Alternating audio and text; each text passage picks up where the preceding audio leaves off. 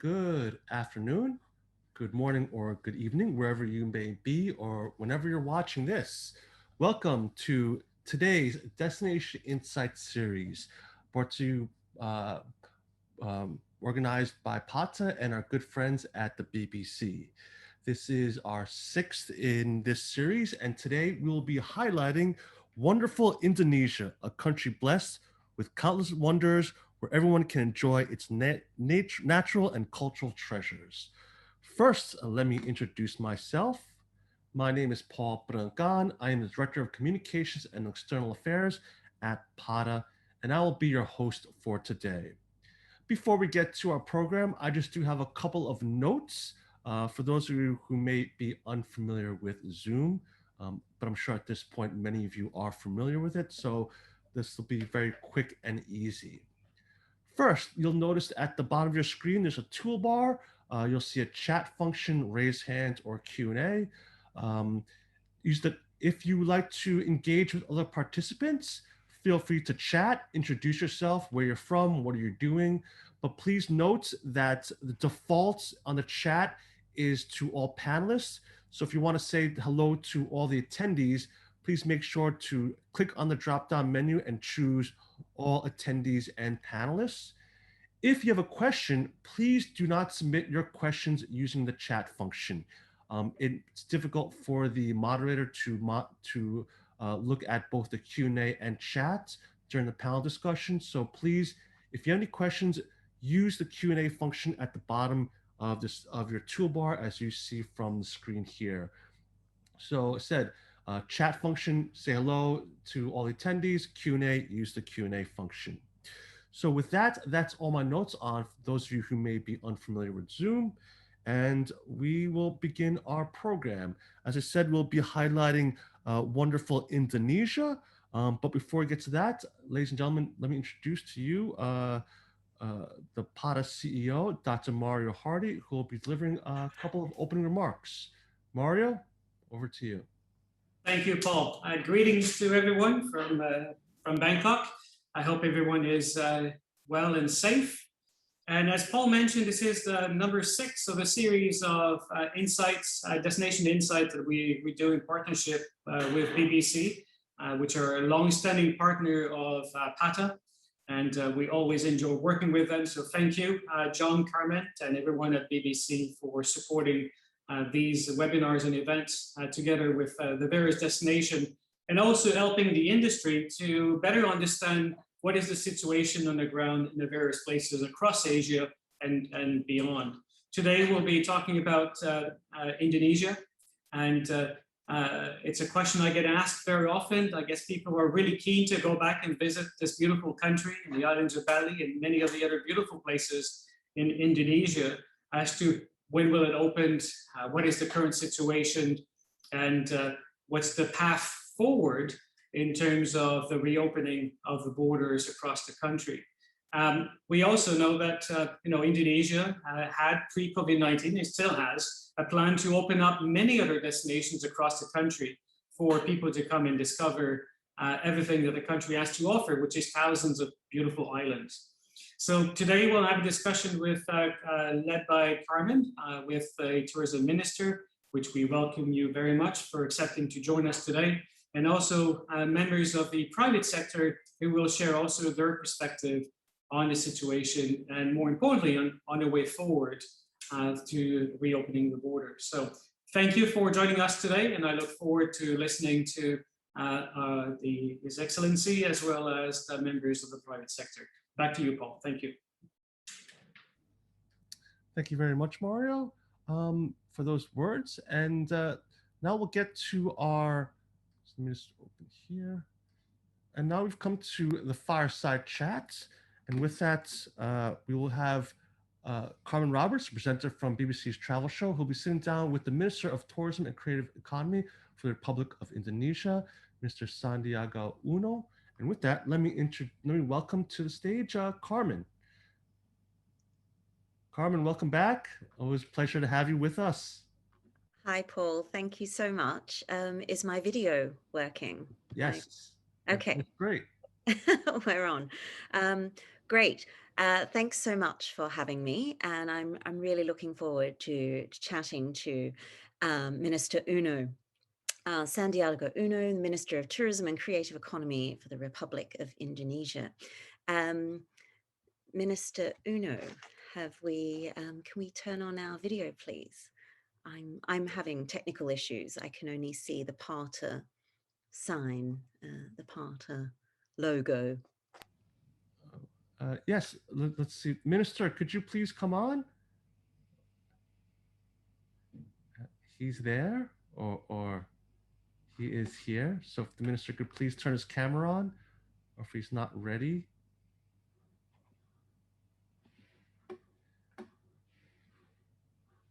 Oh. Well, I see. I did see him earlier. Yes, he's here. His colleagues are here. The minister could please join us, or maybe he's not fully ready yet.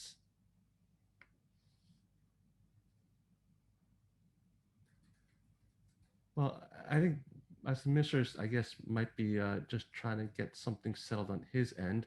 So wait for the minister here. Okay. Perhaps there's someone else from the ministry who could ensure the minister gets on very soon. Yeah. If not, maybe one of his other colleagues might want to jump in now.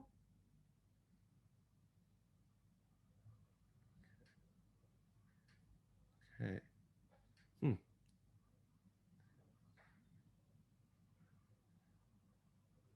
Well, as we're trying to figure out the issues over on this end, I guess we'll should we then skip ahead quickly to John and maybe come back to the minister if he's ready? It's possibly a good idea. Okay. John, are you ready? I am. I'm absolutely fine to chat to anybody. All right. Super. All right. So Paul, over to you. Yes. So as we're waiting to see if the minister is ready here, we'll just jump ahead and come back to the fireside chat, and we'll just jump ahead to the insights on Indonesia from BBC. And with us, we have Mr. John Williams. He's the Vice President of Advertising Sales for Singapore and Southeast Asia at BBC Global News, and a good friend of Pada. Well, welcome, John, and I'll pass the stage over to you. Thank you very much indeed, and welcome everybody. Hello, catch me in my home in Singapore, and talking about Indonesia and Bali makes me realize how long it's been since I've actually left Singapore to travel overseas anywhere. And I think Bali would be my first port of call if I had the choice to leave. Obviously, COVID has put paid to that at the moment, but we hear that things may be moving, and obviously the good news from IATA gives us hope that we will all be traveling again for business and for leisure in the next couple of months. Listen, I would just quickly share my screen with you. I have a couple of points that I'd like to basically talk about. This is really just some, let's just check it's working. I'm sure everyone can see it. Let's just make sure. Can everyone see that, Paul? Can you see the screen? It should be on. There we go. Yep. Yes, yes. Super. So listen, wait, we've just got I think the minister is actually here. I'll stop then. We can come back. All right. So I guess I'll I think ask Carmen to come back on. Beautiful. Hello, I'm here. Oh, all right. John, I guess we'll come back to you, and absolutely. Carmen can then go ahead with the minister and the fireside chat. Over to you, Carmen. Thank you, Paul. Hello, Minister Uno. Welcome. Great to see you. I understand you're very new to this position. You've just taken up the helm a few months ago. What is it like taking over such a ministry like this, such a dynamic ministry that's so important to Indonesia in a global pandemic? Well, thank you for having me, Carmen, and it's really a pleasure, and thanks for the support by BBC and PATA for Indonesian tourism. It's really tough times in the past 1 year for the sector. We are seeing 34 million of the tourism and creative economy sectors are completely devastated by the pandemic.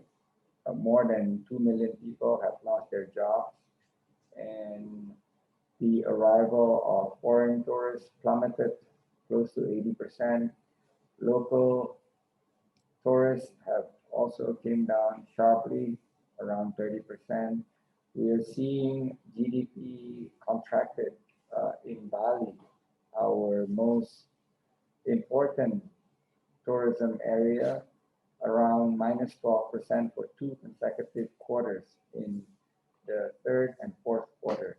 With the borders closing, it's been really, really tough and difficult for the sector. So I have been working 24/7 the last 82 days since I got appointed, in particular to deliver the social aids as well as grants that are being prepared for the sectors to help the people survive this pandemic, and as well as helping them cope with the transitions on safety as well as health related protocols that they have to do.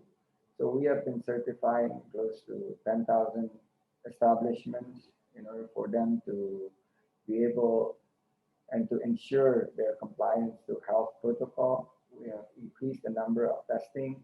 We have strengthened the tracing.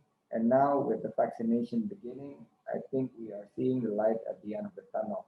The number of COVID cases nationwide came down in the past 45 days.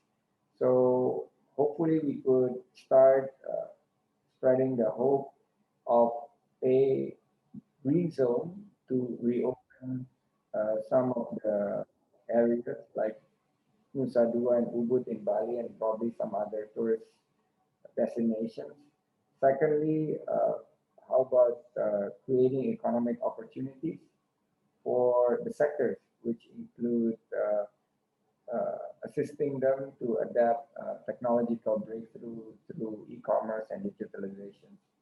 Thirdly, there is a new, and this is a very, very promising areas that we're working on, is rural tourism, which is basically tourism based on quality and sustainable, as well as the tourism activities that focus on wellness tourism, nature and culture, sports tourism, ecotourism, as well as education tourism, medical tourism.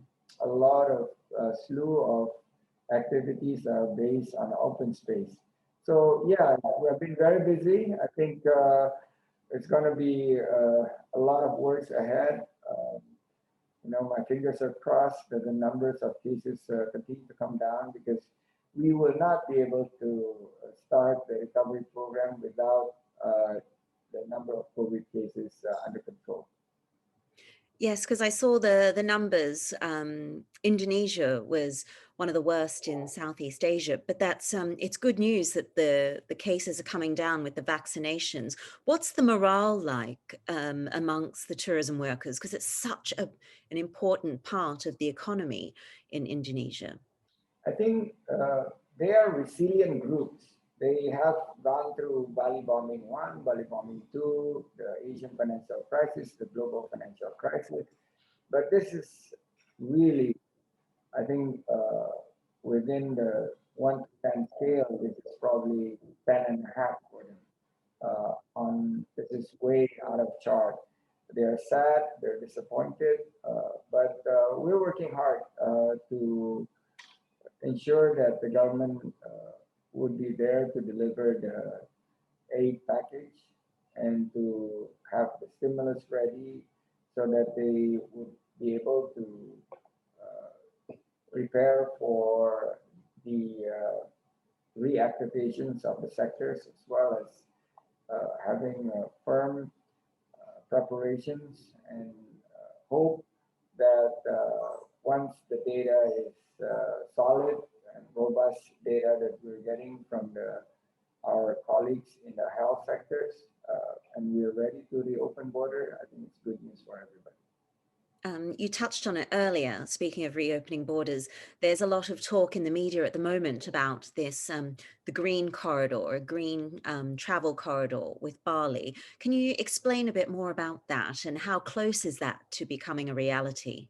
Well, this is sometime in the making already, way before my time. I think starting in October, and preparations are being made to start executing the travel corridor arrangements by March. But then come the new strain of the virus, which followed by the increased number of cases that pretty much delayed this execution to a later date. So I am now initiating a coordinating at the ministerial level that includes Minister of Foreign Affairs, Minister of Health, Minister of Transport, Minister of Law and Justice and Immigration, together with the COVID-19 task force and the local government, the governor and the vice governor.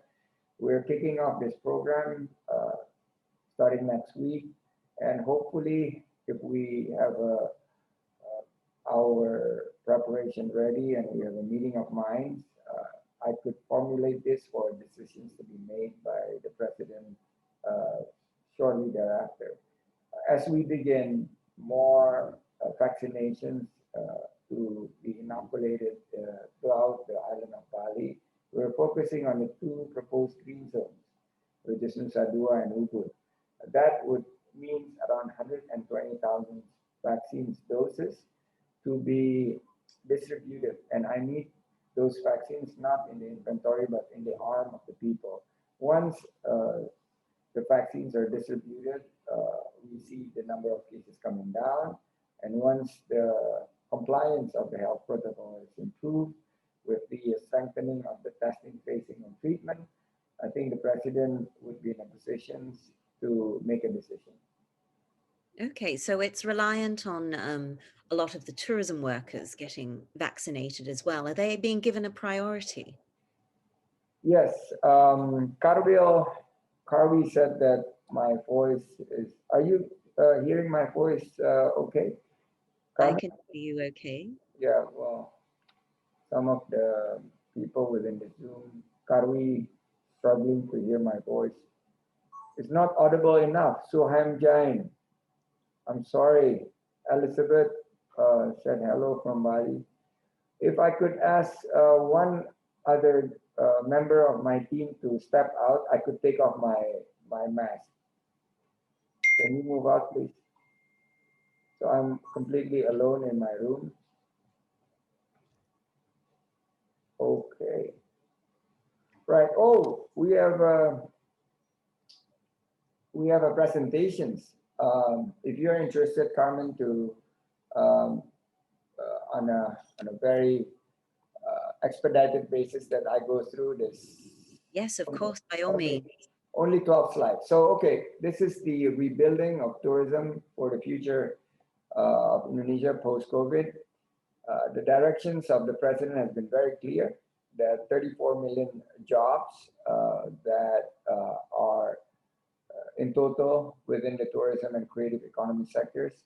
The president and the vice president have made a very clear directions to save the sectors and to accelerate the preparations for post-COVID, in particular, in 5 super priority destinations which are behind me. Lake Toba, Borobudur, Labuan Bajo near Komodo Islands, in East Nusa Tenggara, Mandalika in West Nusa Tenggara, and Likupang in North Sulawesi. We were asked not only to provide infrastructure readiness, interconnectivity and digital infrastructures and telecommunications infrastructure, but also on the events and the creative economy products. So we are basically focusing on innovations, adaptations to the COVID-19 situations, and collaborations among this, interest group, which actually all the way from government, local and central government, as well as to private sectors, institutional educations, the people, and also the media. So we are to deliver a few of quick wins, and one of the quick wins is the green zones that we're establishing now. So this year, 2021, will be the year of an awakening. It's to prepare the readiness on all sectors of the tourism. It's like a 360 degrees of preparations. And hopefully with attractions, cultural arts, and nature, we would be able to, I guess, send a clear signal for the sector to start their engine. However, we have to continue to remind everybody to adopt a very strict health protocol. Slide number 2. This is, Gita, thank you, the way how we think short term and long term. I think short term we focus on domestic tourists. There are 55 million Indonesian aspiring middle class, and they're able to travel and spend. While in the medium to long term, we're going to work a very focused strategy, relying on sustainable and quality type of tourism so that Indonesia will become destinations of choice. So 2020, we coped with the COVID-19 on the second half of the year. 2021, we hope that throughout the year, we're recovering from the COVID-19. And I guess we would start kicking off our calendar of events next month. So with that, I'm cautiously optimistic. I'm watching the number closely on a daily basis because we will not have the revival of the tourism and creative economy sectors without the COVID-19 under control. Slide 4. This is, I mentioned already, innovations, adaptations, and collaborations. We are positioning ourselves as the pandemic being handled to target a momentum to reinvent and revamp our tourism ecosystem. So no stones were left unturned, all the way from hotel, restaurants, tour guides, nitty-gritty to the small, medium, the mom and pop stores supporting the tourism and creative economy sectors. Next slide. This is the 3 pillars of our emergency response. Social protections for 34 million workers. We are also Minister of Tourism and Creative Economy. We are reallocating budgets. Some of the budgets will focus on the labor incentive program and cash transfer scheme.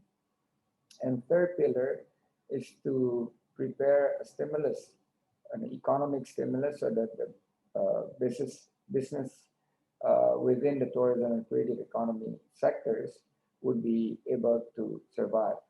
So there are basically, I guess, now focusing on vaccinations, preparing destinations, increasing and strengthening the 3 Ts, and I guess this new normal on tourism will pretty much allow us to relearn how the quality and sustainable tourism we should have in the long run. Next slide. Slide 6. Pretty much how we are preparing to restore from market intelligence. We're no longer going to blast our promotional materials, but rather do it on a big data targeted and segmented. We're doing retraining because we think that the human capital need to reskill in order for them to prepare people who are more health conscious after COVID. And I think we need public-private collaborations. Next slide. There are 2 sides, there are demand side and supply side. So on the supply, we continue to prepare for destinations to adopt. We call certifications for CHSE, cleanliness, health, safety, and environmental sustainability. And we are improving the quality of human capital within the sector. But demand side, we're working with Minister of State-owned Enterprises, Minister of Transport, in order to provide incentive tour packages. We are just merging all the tourism-related SOEs into one holding company to provide better incentives and increase of the purchasing power for local products. So there are two sides are being worked on simultaneously.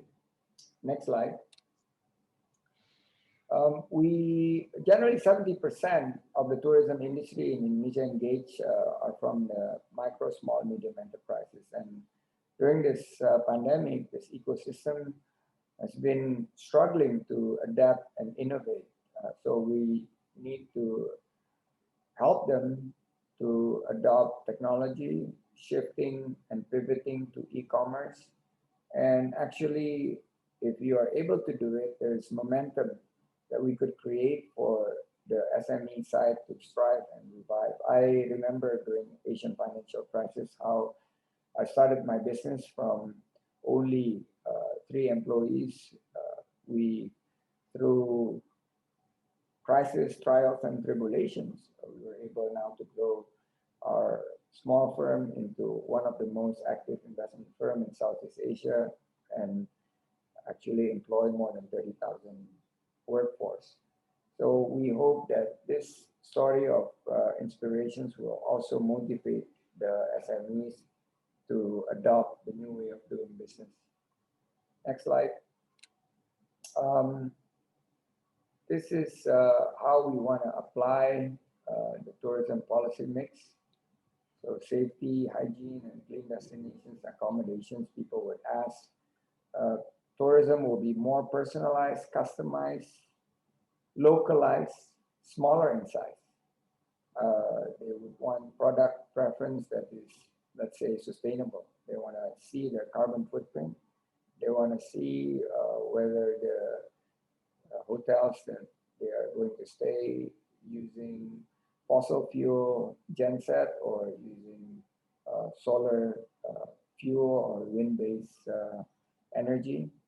They want to make sure that the hygiene standard is very safe.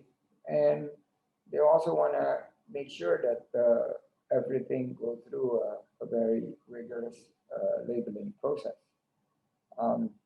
And Indonesian government will help businesses to also adopt this new measures that is now being required by travelers to ensure that Bali is Bali and the rest of tourist destinations in Indonesia would comply to such a strict standard. Next slide. This is what we are seeing. The age group has changed. Before outbreak, 25 plus. Right after the pandemic, it's actually 19 to 24 were really willing to travel. They are willing to take more risk. And the travel method is now more individual. I have said smaller in size, customized. And the distance is actually 250 kilometers from where they live. And the value that they're seeking is not just low pricing and trying to be part of the group that have experienced probably pictures that have been viral before, but they are now demanding cleanliness, healthy, and safety. A good example is one hotel in Yogyakarta promoting on cleanliness, healthy, safety, saw their orders quadruple within 3 weeks since they launched that project. So attractions, amenity, accessibility, and people and promotion have also switched. They are seeing more and more compliance to longevity, to wellness, to sports, outdoor activities, adventures. And this is something that we need to anticipate. Next slide. This is why we're now shifting to Indonesia Care, is to gain confidence among travelers that we need to build trust.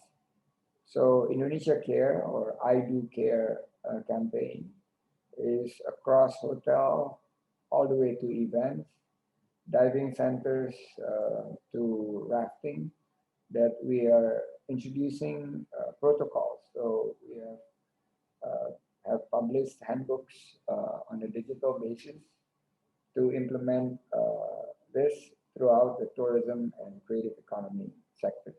So by managing this crisis and mitigating the impact, we're actually at the same time accelerating the recovery. And once people are feeling safe to travel, I think the Indonesian government will continue its stimulus program. And last year, 70% was absorbed.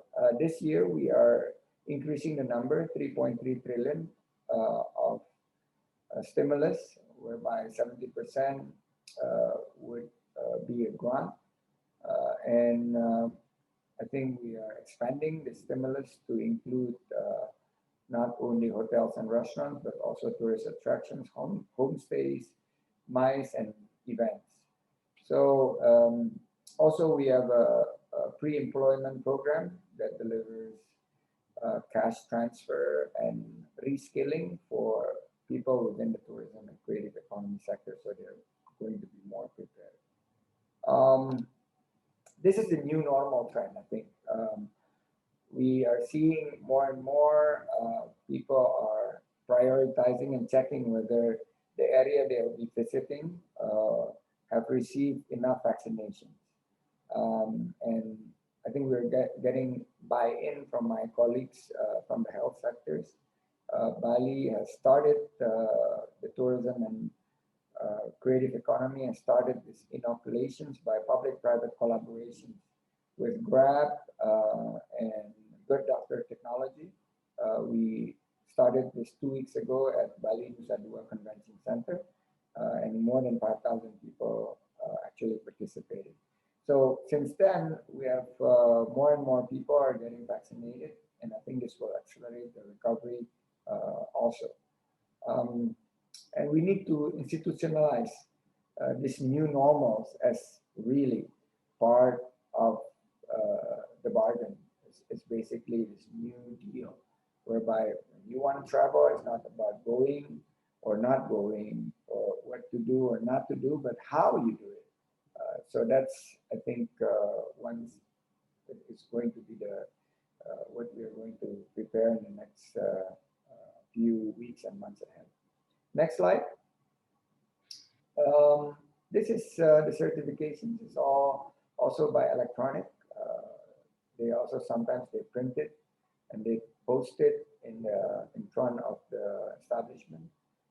So when we launched the CHSE certifications, actually together with a series of campaigns, gain trust from customers, and more establishments have required are asking us to assist them. But you know, the government budget is limited, so we are opening up a public-private partnership also to let the public sectors be guided by the private sectors in terms of certifying this establishment.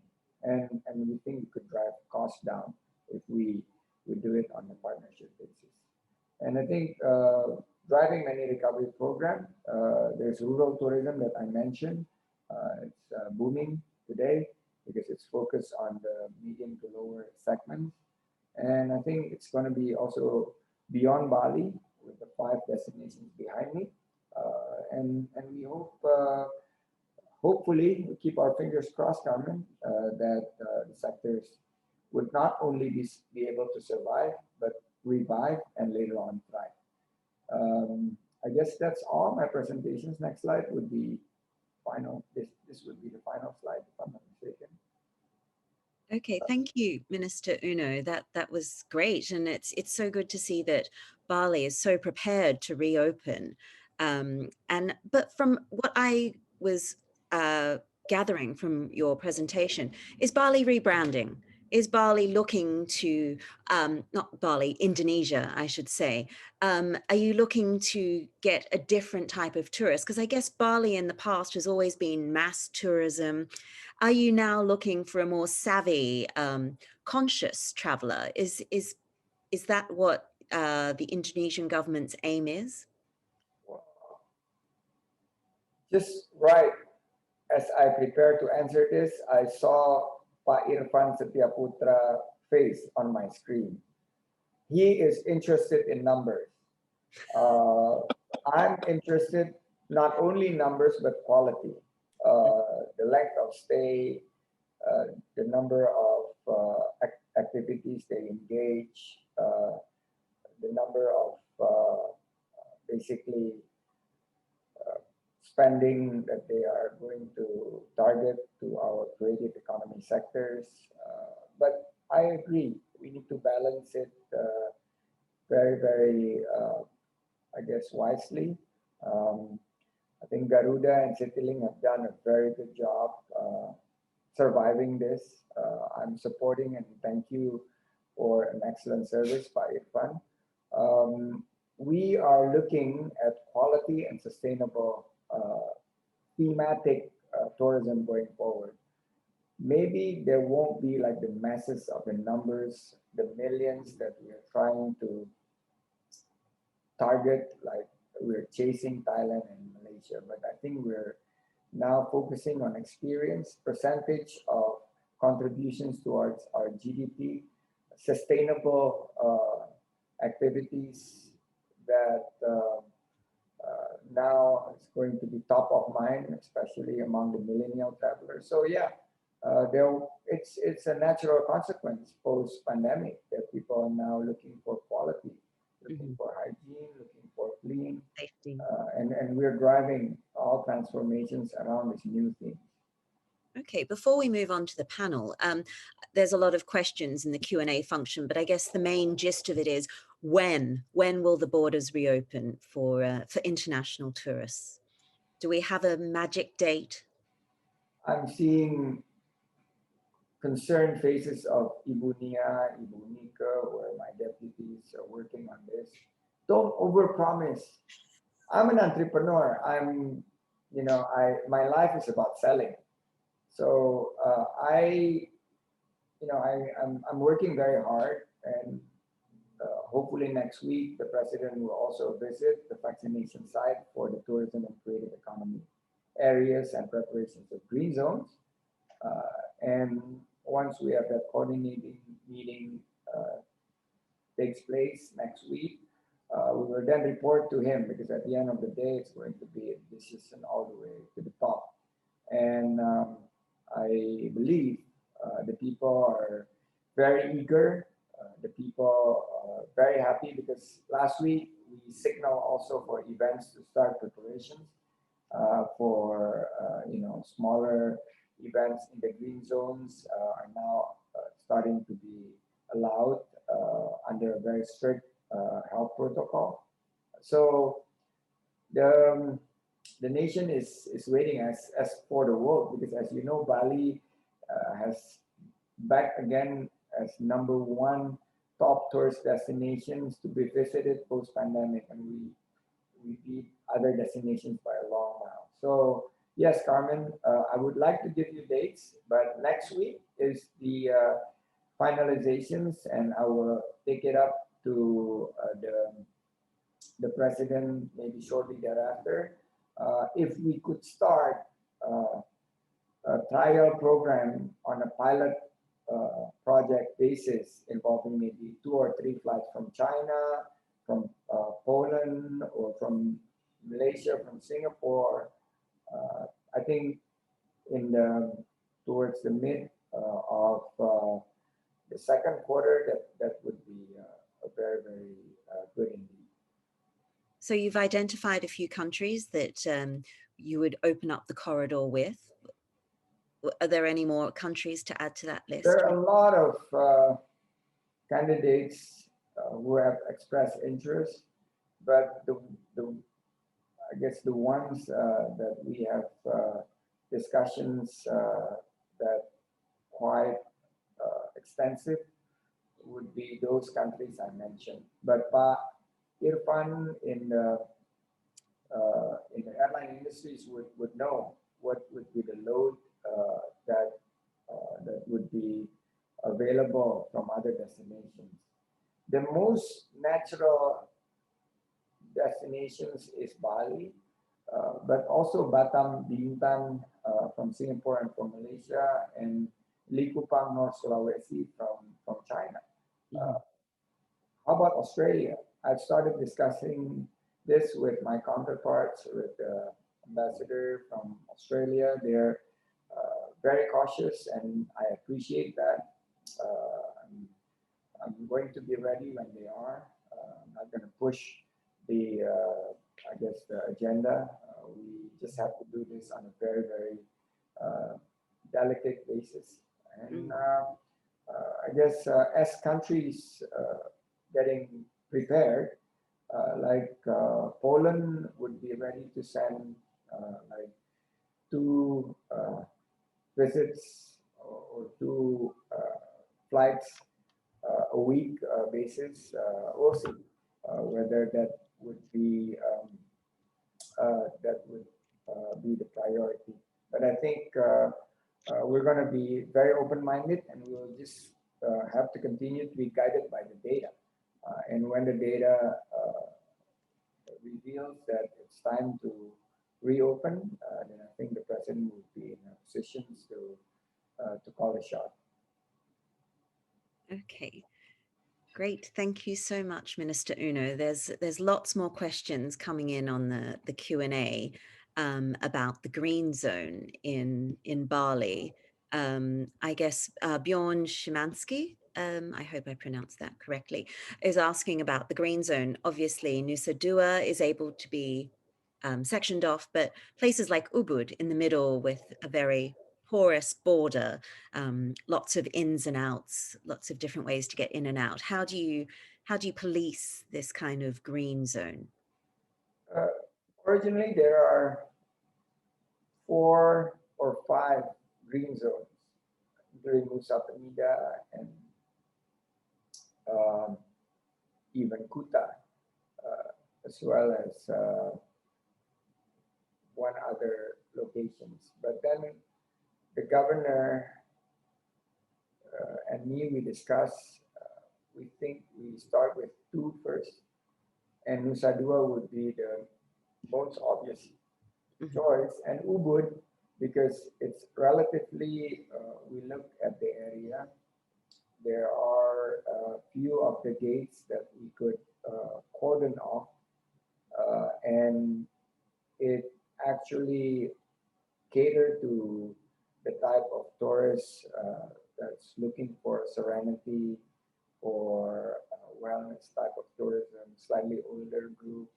I think we would be able to also seal the Ubud area, but we need to prepare 120,000 doses of vaccines, because the 2 areas have around 60,000 people who are working in or around the area. So coming in and out, entry and exit will be really administered tightly. Movement within the areas also will be evaluated. And I think Ubud for us, sort of like entry and exit will need to be sealed, and preparations is now underway. Okay, thank you, Minister. So let's open up the panel now. Irfan Setyaputra, from the CEO from Garuda International, is on. May I also invite our other panelists to turn on their videos. Thank you. Welcome, Amanda Sirvatska from the Viceroy in Bali. She's the general manager. It's a boutique hotel in Ubud that we were just talking about. And also Umberto Caramuro from Pacto, a destination management company based in Indonesia. Welcome. Thank you so much. Irfan, you've been online for a while. What is the situation with Garuda? I feel it's had, pardon the pun, it's had such turbulent times of late. And I feel Garuda was on the up just before the pandemic. So how badly has this been affected Garuda? Well, thank you, Pak Sandi. Good afternoon. I know you are not in Jakarta at this moment. Garuda, okay. We are not isolated from this industry, and there's nothing new about the impact of the pandemic to the industry, especially the airlines, with a decrease of almost more than 90% of passengers. I think it hurts badly. Yeah. So from Garuda perspective, is I'm working on two issues here. One is for sure the financials, the performance, and so on. But I think we should not lock ourselves in that kind of issue only, because recovery of the industry or recovery of the travel people or the recovery of the economy is also one of the mandate that was given as a SOE to Garuda. So, so at the beginning of the pandemic, I would like to share to all of you that Garuda never stopped flying to any places that we committed to fly, including Australia and Netherlands, Japan, including Saudi Arabia. Yeah. But what we did is basically to reduce the frequency in such a way that people repatriations can be happen. People Indonesian can fly back home, and also other nations can fly back to their hometown, because we do believe from the beginning that getting together as a family with your loved ones is much more important in this kind of very bad situations. The second one what we are doing is trying to figure out what is the fundamental problem, or what is the fundamental issues that we need to cater to speed up the recovery. And as an airlines, I think we do also internal research. We talk to our customer, and interestingly, we find out that 73% of our customer is more than willing to fly in the next 6 to 8 months. Yeah, this survey was being executed on June-July timeframe. Yeah. But interestingly, it's only 12% who booked the tickets here. So what does it mean? It means that we can assume that 80% of people who used to travel wants to travel again. Yeah. Let's forget about the 20%. That's several people just don't want to travel anymore because of the situation, because of the curiosity and other things. Yeah, but still we have 70 to 80% who wants to travel. The problem is they just want to travel after 6 months, which means they want to feel secure first before travel. So what we did from the beginning of the pandemic is to understand that this is not an issue of traveling. This is not an issue of airlines. This is an issue of public confidence of traveling, especially using airlines. Yeah. And with all respect, like what Pak Sandi mentioned, today it's not about the price anymore. It's about the feeling of safe. So that's what Garuda is very focusing on. That's what we did from the beginning of the situations. That what we keep asking the customer, are you okay with this? Do you have any feedback? Do you have the things and so on? One of the interesting feedback is using the gloves here. We are using the plastic glove, which is nasty plastic gloves here. We are thinking about changing it. Very nasty. Yeah. We are thinking about changing with a much more nicer gloves. But the feedback from our passenger, they're telling us that using the plastic glove makes us confident that you keep changing it. Yeah. And if you keep changing it, then we are feeling secure that at least what you touch is clean. Yeah. So I asked the flight attendant how many times you change this nasty plastic glove along the 2 hours flight. They said 3 times. Yeah. Because it's broken up very easy. It's broken up very easy, so they keep changing. But if you use the proper gloves, then you go to toilets, you clean up everything, you still use the same gloves. Yeah. So that kind of the feedback that was given by the customer. But what is interesting from Indonesian customer is the feeling of distancing. the feeling of distancing. So at the because of the Minister of Transportation's regulation that we need to put distancing in our airplanes domestically, especially we do the distancing. But this January, the Minister of Transportation allow us to fit in all the airlines with almost 100%. Garuda decided to keep distancing until today and maybe until end of this year. Because why? Because the feeling of safe is very important. And feeling of safe is not a fact, it's a perception. Yes. So this is an issue of managing perceptions, yeah. And the other thing is also when we talk to the customers and everybody is that how can Garuda manage the changes of the government regulation of mobilization? We are part of the government, we fully support government initiative. Like for instance, the government now required that you do antigen tests 2 days before going to other cities. So what we did now is we provide free antigen. It's not about the money, it's about how do we care about our customers. And then we are, everybody knows about the vaccination program in Indonesia. I have a discussion with Minister of Health, which is unfortunately my good friend, my classmate, my younger classmate. So I have fully support from him. Today, 30% of our pilots and crew attendants are already vaccinated. Yeah, we are not yet in the position to tell the customer that flying with Garuda is not only safe, it's not only distancing, it's not only also our pilots and flight attendants are all vaccinated. But we are making sure from time to time that the feeling of safe and secure are in the mind of our passengers. Yeah. That's what we are doing for also so many months with the new tagline of "Because You Matter." Yeah. So we are not talking with very specific. We know people flying is for sure intent. They have some intention. Nobody's flying for just flying. We are not. I do apologize for other airlines who do initiative of flying to nowhere. No, people fly for something. And the other thing, the good thing about Indonesian people flying is compared to other countries is that normally in other countries we divide two types of travelers. One is business travelers, second one is leisure. In Indonesia, you have one business traveler, number two is leisure, number three is socializing. Yeah. Pak Sandi knows, everybody knows, we keep flying over the weekend for wedding, for funeral, for reunion, for marathon. Pak Sandi are always flying every weekend for marathon before pandemic. And nowadays for cycling. Yeah. It's not for leisure, it's just for making socializing and the most interesting thing in Indonesia, we do fly, we go to some other places, we go to Bali, to other places for reunion. So this is the three areas that we are focusing moving forward. And we do hope that the recovery, especially for airlines, is getting faster for airlines in Indonesia because we have a very strong domestic market. Okay. What about international? What about international? We still fly.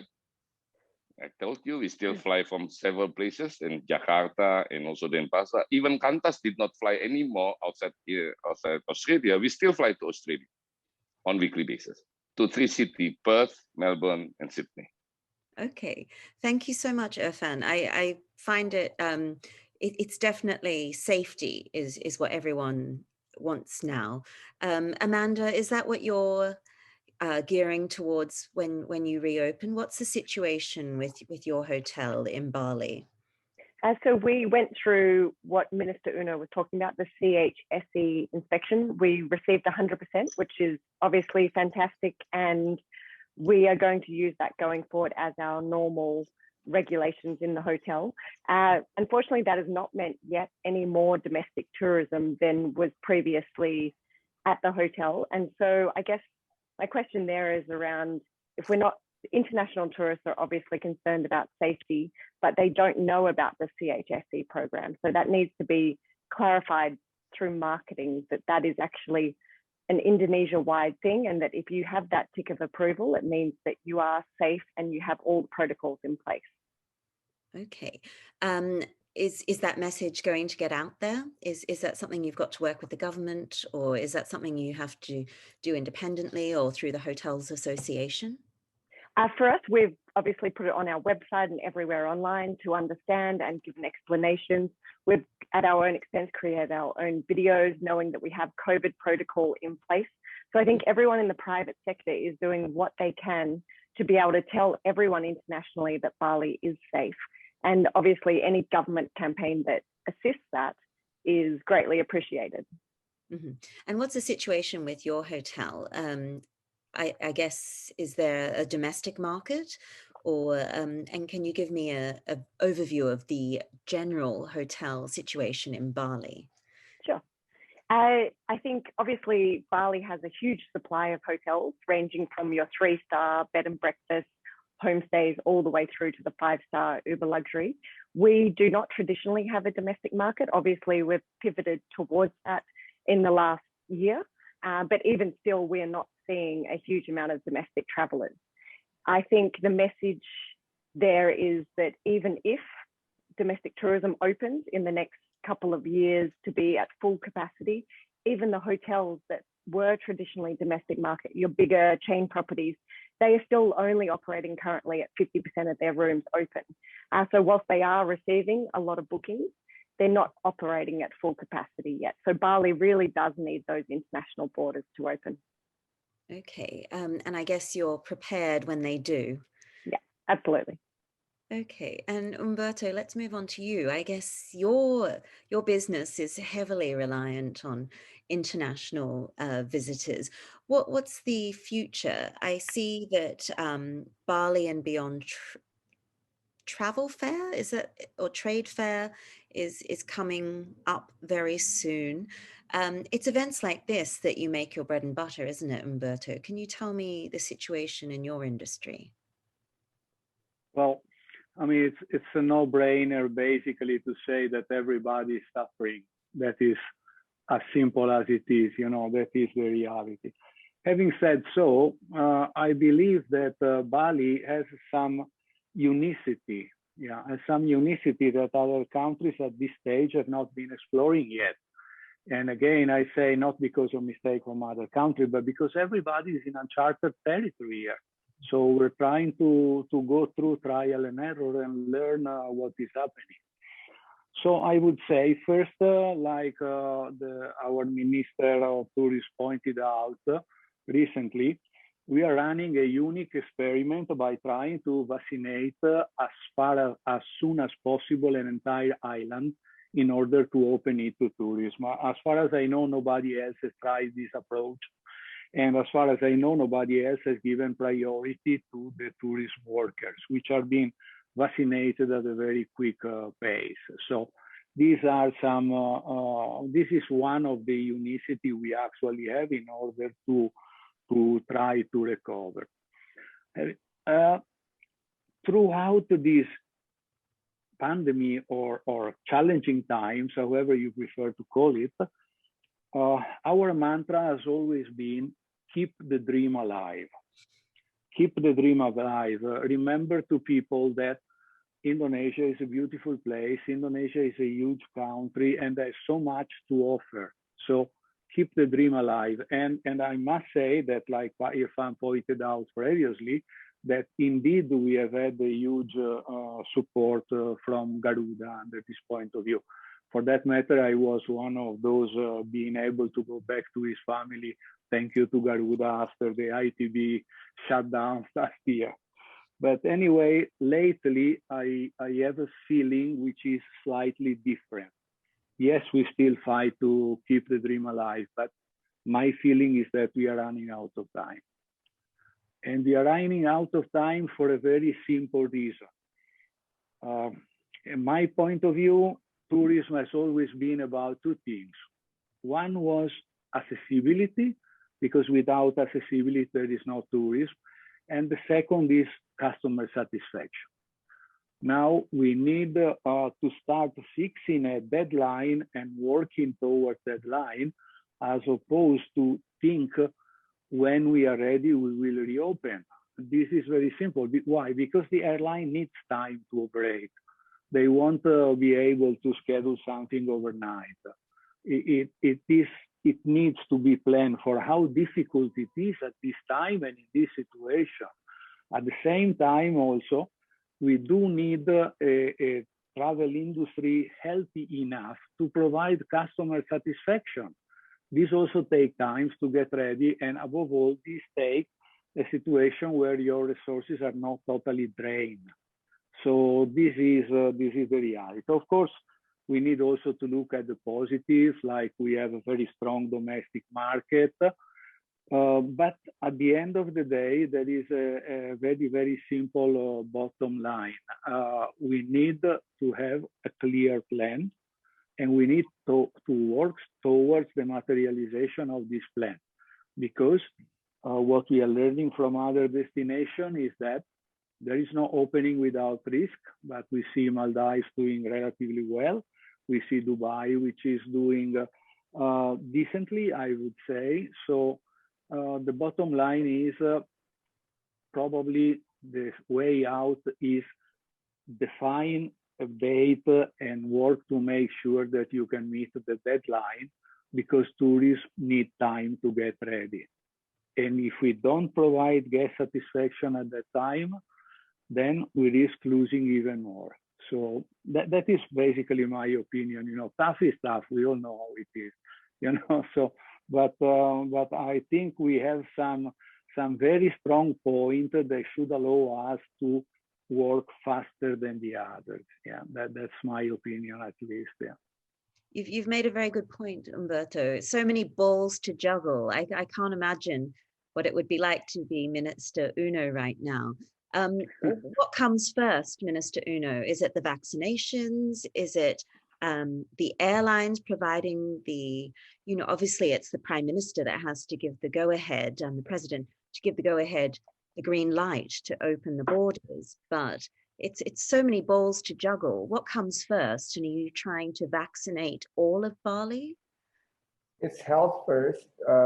Vaccination is not the only answer to this whole equation. There are the compliance to the health protocol, wearing masks, maintaining social distance, continue to wash their hands, and this has to be ingrained culturally now. Institutionalize it.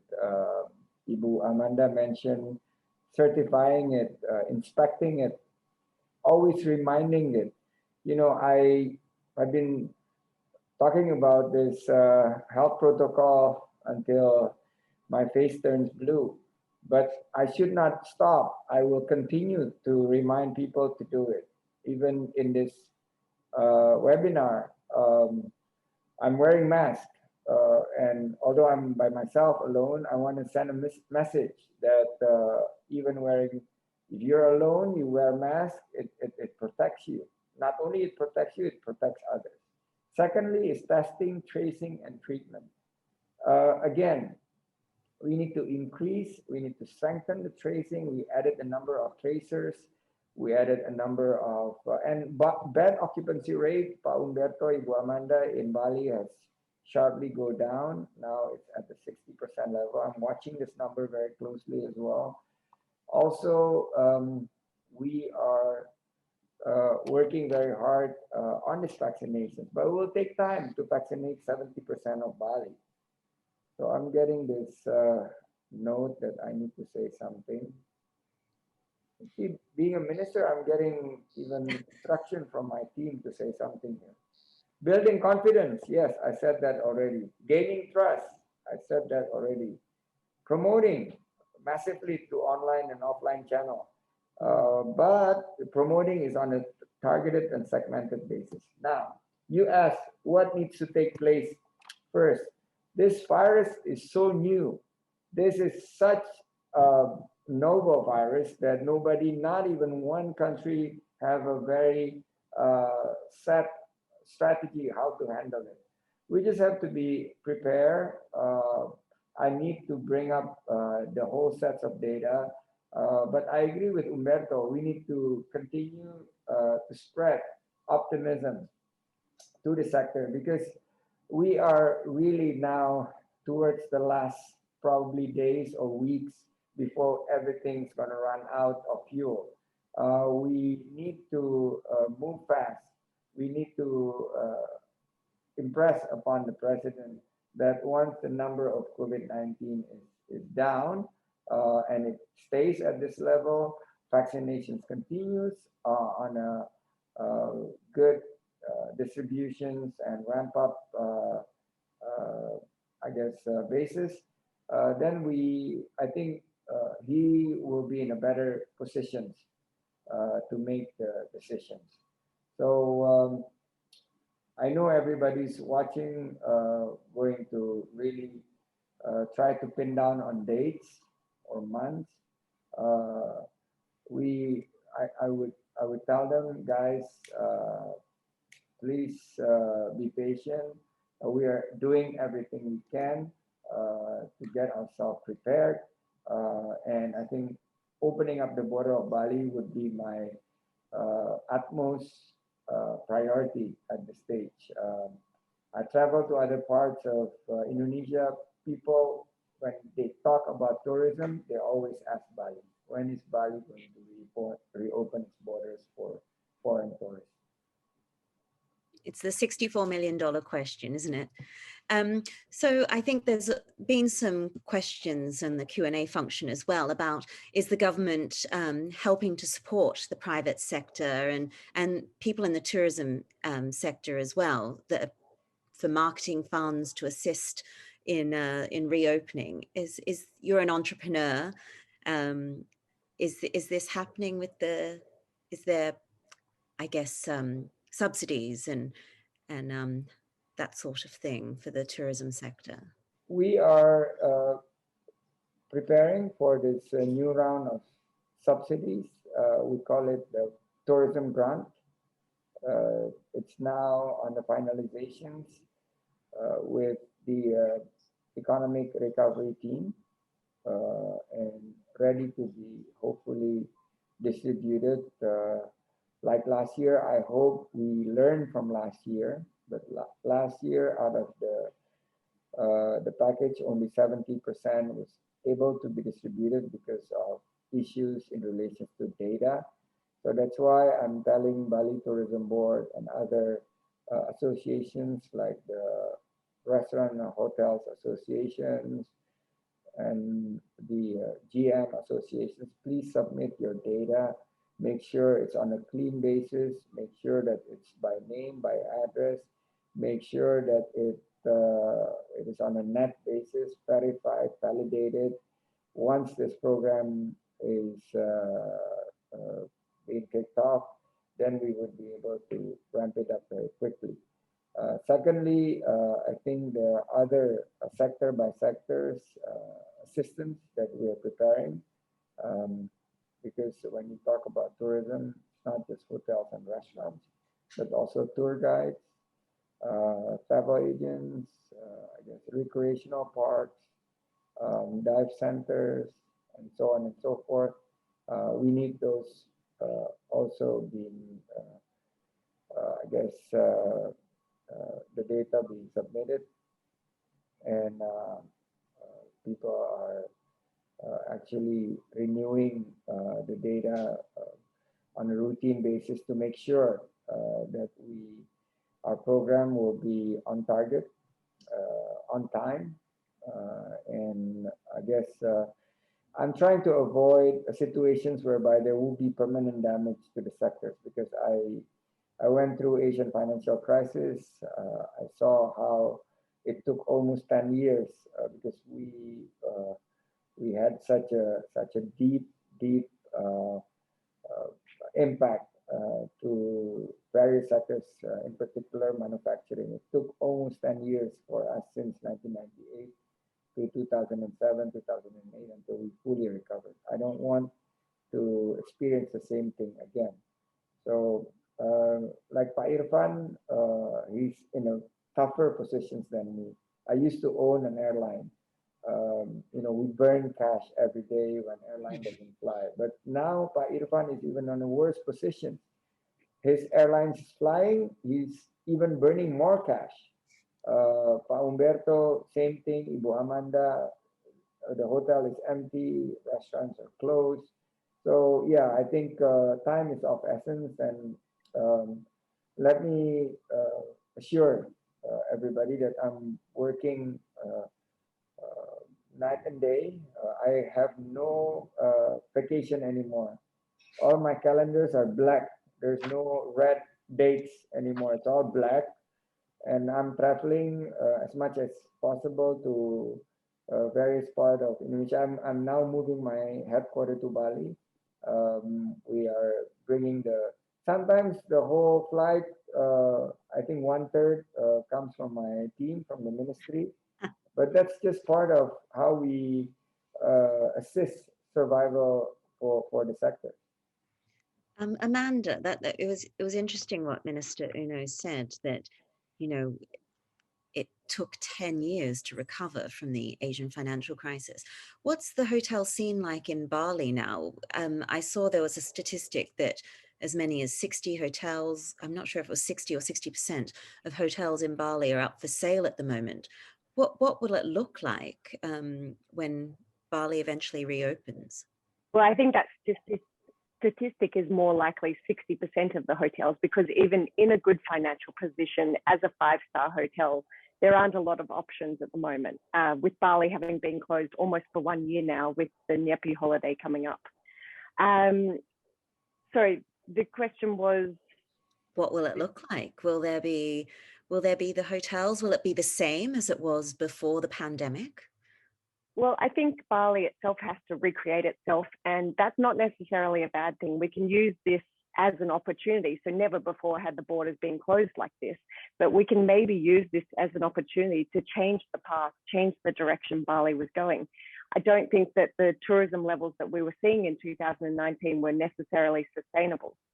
So that kind of mass tourism, whilst it generated a lot of revenue, we can generate the same kind of revenue from a more thoughtful tourism. And that includes being more sustainable, not just in terms of environmentally sustainable, but culturally sustainable. I know the government has an initiative for cultural and heritage tourism, and I think that should definitely be focused on Bali, because that's important, because if you lose the culture and heritage in Bali, then really Bali's just another island with nothing, you know. So I think it's important for Bali to use this as an opportunity, not just to go back to what was. That's a really good point, Amanda. Umberto and Irfan, I guess sustainability on the one hand, environmental or cultural sustainability. What about financial sustainability? Obviously, you need bums on seats, people in hotel beds. Is it possible to do both? Umberto, what do you think from your point of view? Well, personally, I'm all in favor of the survival of the fittest, let's say.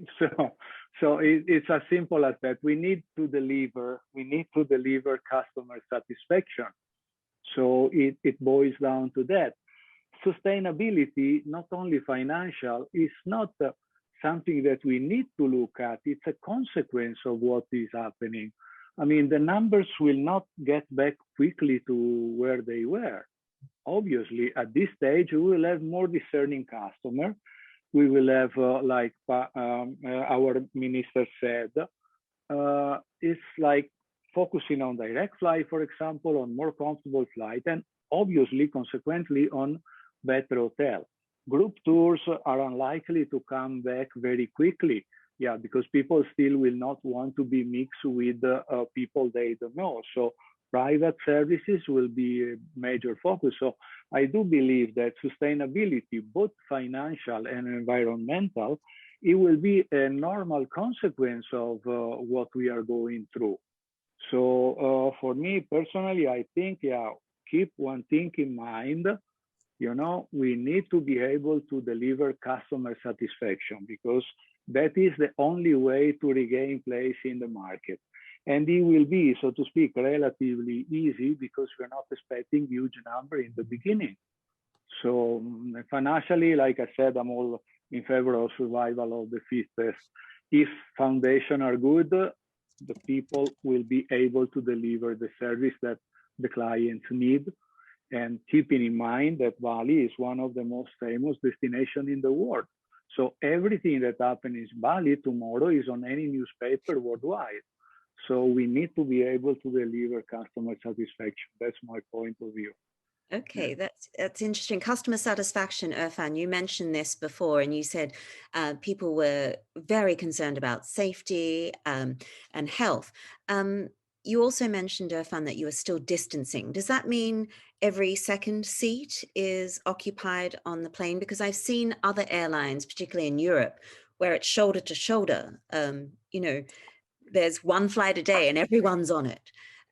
What's the situation with Garuda? Well, as I mentioned, we are going to keep the distancing inside the plane. Means that for any plane with a configuration of 3-3, we are going to let the middle seat empty. Yeah? It's like the business class in Europe. Yeah. So basically, if you fly Garuda, you're flying business class with the price of economic class. And on the business class, you are going to sit alone for those sitting arrangement of with 2 and 2. Yeah. We for sure are allowing people to get to sit closer if it's family with kids. We just want to make sure that they are staying in one house because it's our obligation also to maintain, to avoid this kind of transmissions. Even though in our planes we all being equipped by HEPA, yeah. But as I said, feeling safe, feeling healthy. It's just a perception, it's not a fact. So we need to maintain it. By doing that, we do hope that the public confidence are increasing. And I can tell you that we are proud of what Indonesian people are saying today. If you want to fly safely and feeling safe, then you fly Garuda. I'm not saying the others here. So it's very important for us. And we do hope that if the confidence of the people flying is getting higher and higher, for sure the space in our planes will be occupied. Yeah. The second one is I also want to share with all of you. Yeah, I'm in my professional career. I've gone through so many crises, the 98, the 208, and other crises. I think thinking positively is the most important thing at this moment. Because once you feel positive, then you can come with so many interesting ideas here. And for Garuda, I know financially we are still in a very challenging situation. We don't know whether tomorrow we are still alive. But we need to be very positive and think out of the box. Even like the millennials, the young generation are always thinking there's no box. So now we are also being we are very proud of the mandate that was given to us as company who has the mandate to connect places around Indonesia. So we fly to every places in Indonesia today. For sure, we decrease the frequency and we are pushing very, very hard for export. Yeah. So for islands, it's very simple. When you talk passenger is part of the half of the plane. The other half is basically cargo. Yeah. So that's what we are focusing also now and opening new routes for cargo. And when the pandemic is over, when the border is open, we can just put then passenger on top of it, yeah, rather than vice versa, thinking about passenger first and then cargo. We now think on cargo first and then wait for the passenger to come later. So we are working also with so many parties. So once Pak Sandi say Bali is open, the next day we are ready. Okay, thank you so much to everyone. I think that's a very good sentiment to leave it on. Think positive. And I'm sure we'll all be eagerly awaiting the reopening of Bali, and all will be watching. So thank you very much, everyone, for the lively discussion today. And I will hand it back to Paul.